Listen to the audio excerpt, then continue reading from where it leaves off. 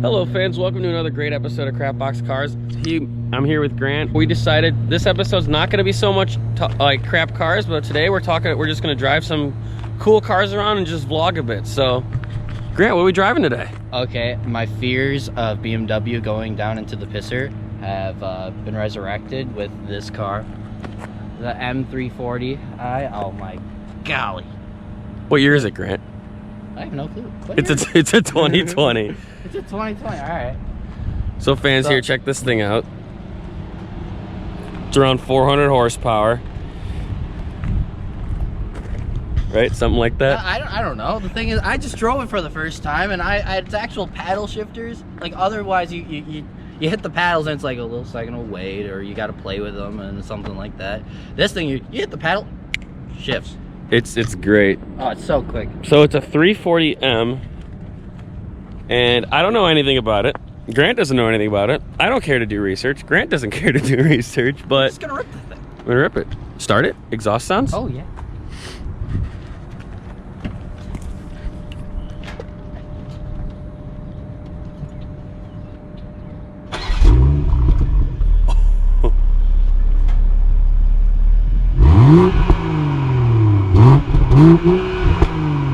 Mode. So if you put it in sport mode, and now you hit it.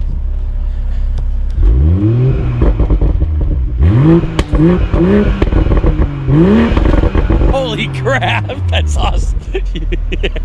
So fans, the 2020 340M, this interior. Oh, it's awesome. It has little blue light lines there, everything. It's like the old it's like the BMW glow, but it's great. Oh, everything about it. Back seat's good, it's clean. And then you got your G meter and stuff here. And there's about 9 gajillion things, hold on, you can do with this screen guy here. Media. And then I don't even know how to work this damn thing. But like, we don't know how to work it. You can like put your stuff over there, you can put your GPS there, you can talk. Watch. Hey BMW! Oh, it's being dumb. Oh well.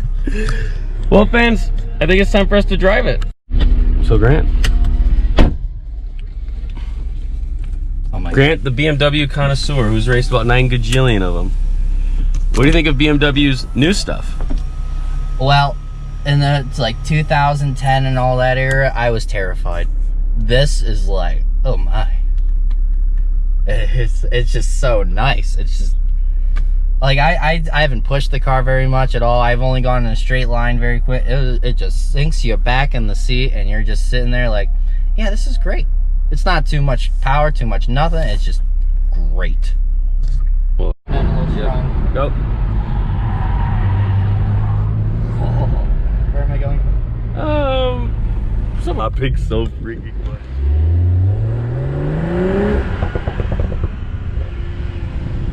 Fans, and that's a stock exhaust. This is fun. This thing can drive.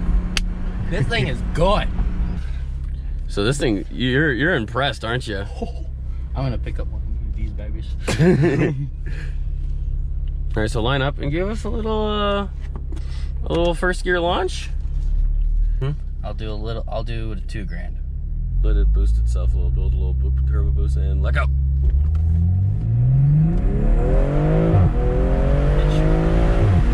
And 60. And stopping at the sign. Wow! That's awesome. So fans, Stewart. There's a roundabout. Oh my.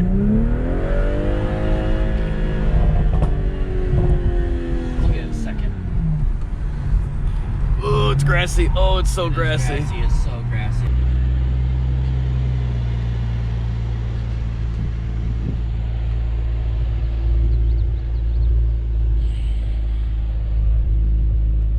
Go.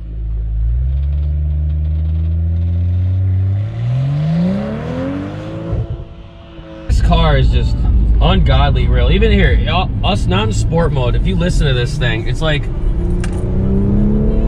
don't know if you guys can hear that, but it just sounds like an E46, like that old school, just straight 6 BMW. This is such a good car.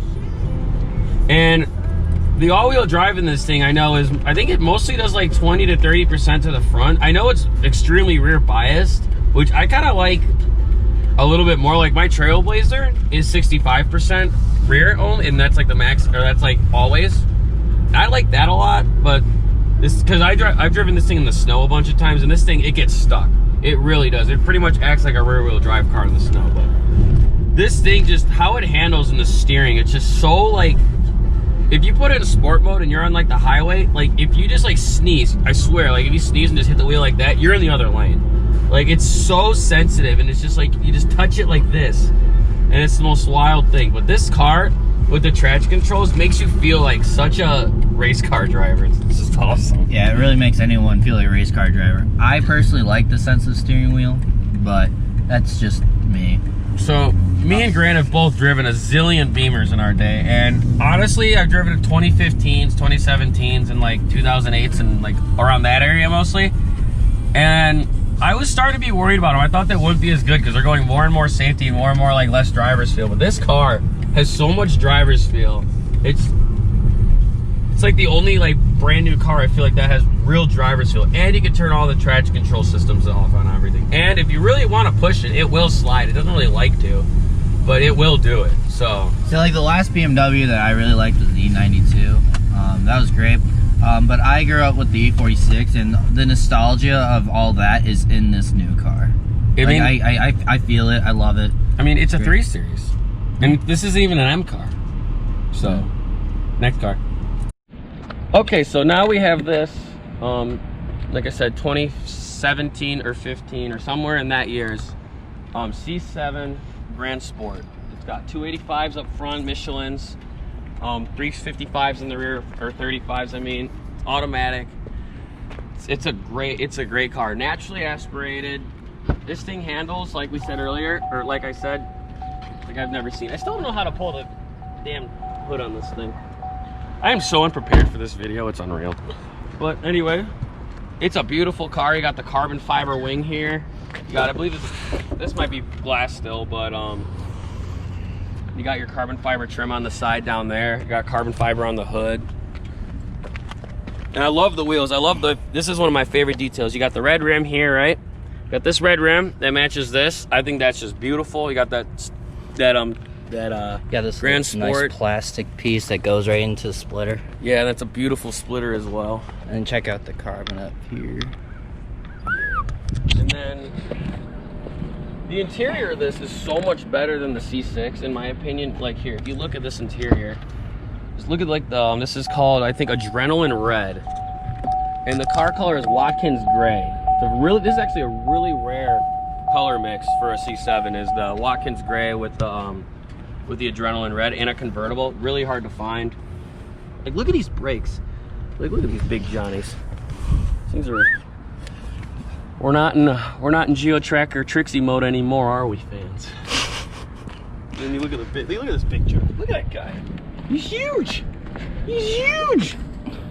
And these actually are the same wheels on the C7, but color different. Yeah, John. I think we got single pistons on we got single pistons non-vented in the Corolla, and here we are with these big boys. And we got 3 piston here. Let me see if I can pop the hood. I'm also completely stupid. I don't know where it is.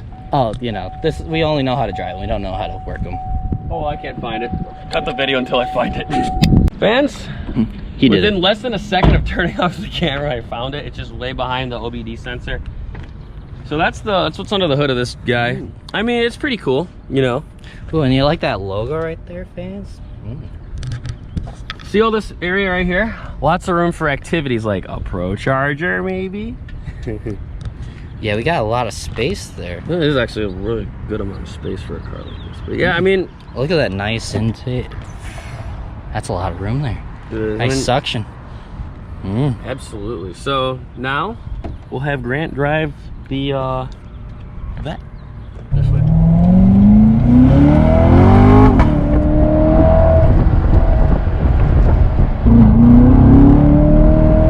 See, I'm not getting heavy on the throttle, but you can feel it in the G-forces of this thing. Right.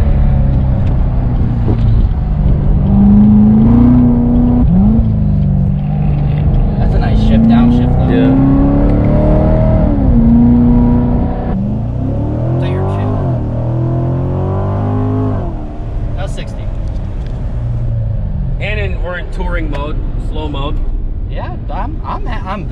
with the car. We had a lot of fun in the Beamer. This works exactly how you want a Corvette to work. It's everything that you ever would want. Just rear-wheel drive. It's rear-wheel drive. It's just rear-wheel drive. You got a lot of 450 horse. It's just great. It just goes. It's a good car. The thing I was never a Corvette fan. I finally figured out between the 2 Corvettes I've ever driven, the stability of these cars is absolutely bonkers. You just feel, as you're losing so much traction in the rear, you're still so stable. Here, we'll do a little rip for it. That's about half throttle, and if you hear that, this thing pops so freaking loud. Give her a nice little rip here. Damn, this thing pops so loud. Holy crap. Here, so let's see. Awesome.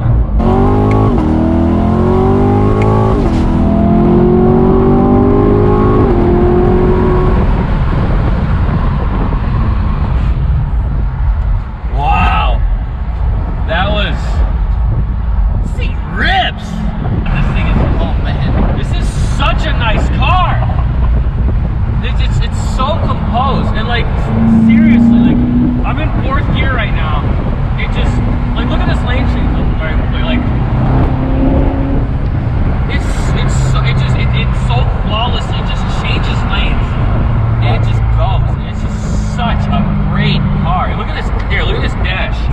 Like that's just. Oh, and go over the knobs right here, the carbon on that. That is a very hard bend to do, and like they kept all the stitching in like the same pattern. So to me, this is a little. I mean, everyone knows the C8's like the new thing, but this is like, this still doesn't even feel Corvette-y to me. This feels very like a European sports car almost. Except, I mean, obviously it makes that American V8 sound, but like it's so composed and just handles really well. That like the C6 is just so like kind of sloppy and just flops around. I mean, it's still a great track car, and like it's pretty tight, but compared to this, it's kind of sloppy in that.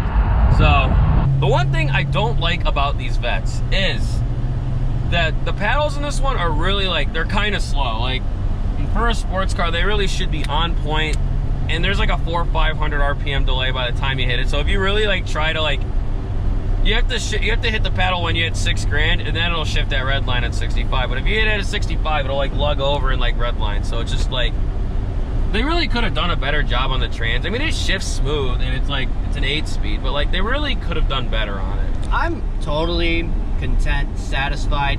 I would love to track this thing as like a car, but like the power, weight, everything is just, it's right there. But if it was a manual, I would be absolutely going crazy over it. That's the other thing. While the BMW doesn't need a manual to be just as fun, the BMW would be just as fun with a manual, but this car would definitely be more fun with a manual trans. So I don't know. But as your daily car, this thing is great. You can do whatever you want with it. You can go have fun with it, run errands. Like we just picked up 4th of July supplies. Like it really doesn't do bad as gas mileage either. I think the gas mileage is like 25 on the highway or something. It's pretty good. I mean, because you got that 8-speed, it really just drops those revs, and it's a light, naturally aspirated V8. It's gonna not do bad on gas. You know? So. Next car.